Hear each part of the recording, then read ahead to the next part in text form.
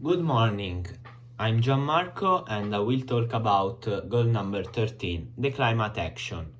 Goal 13 wants to head towards a reduction of the global temperature, and the main problem is gas emission created by greenhouse gas emissions, which causes the loss of many leaves and geophysical disasters.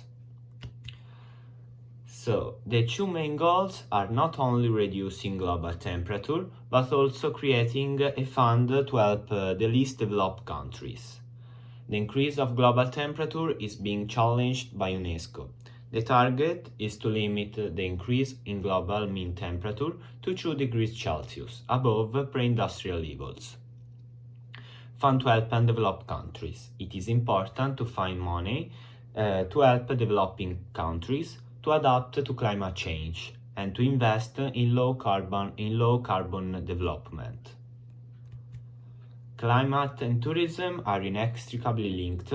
Tourists require snow for winter sports and sunny and warm weather to go to Caribbean island. So weather and environment are often the key to pull visitors to choose a destination or another.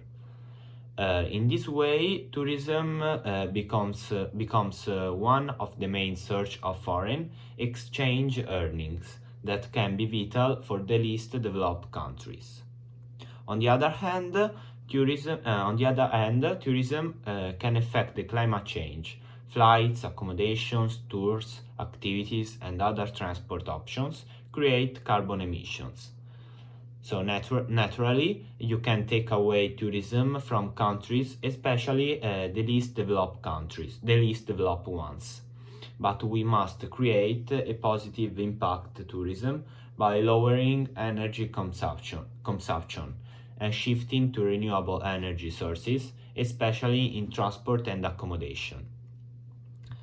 The latest report highlights how the carbon footprint of global tourism is 8% of global emissions, higher than previously reported. So the number one is fly less. The growth of flights is one of the fastest growing contributors to carbon impact and climate change. So we should fly less until alternative energy powered planes arrive. The number two is take the train instead. So traveling by train instead of flying means to cut carbon emissions by 19%.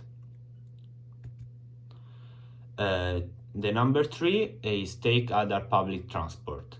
So coaches and buses emit less carbon than planes, and can be used where trains aren't available. And also coaches and buses emit less carbon per passengers than cars. The number four is in destination, use other methods of transportation.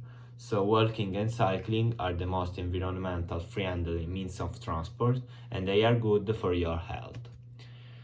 In conclusion, I hope that in the future there will be fewer problems about climate change, and I am aware that it depends on me and in my generations.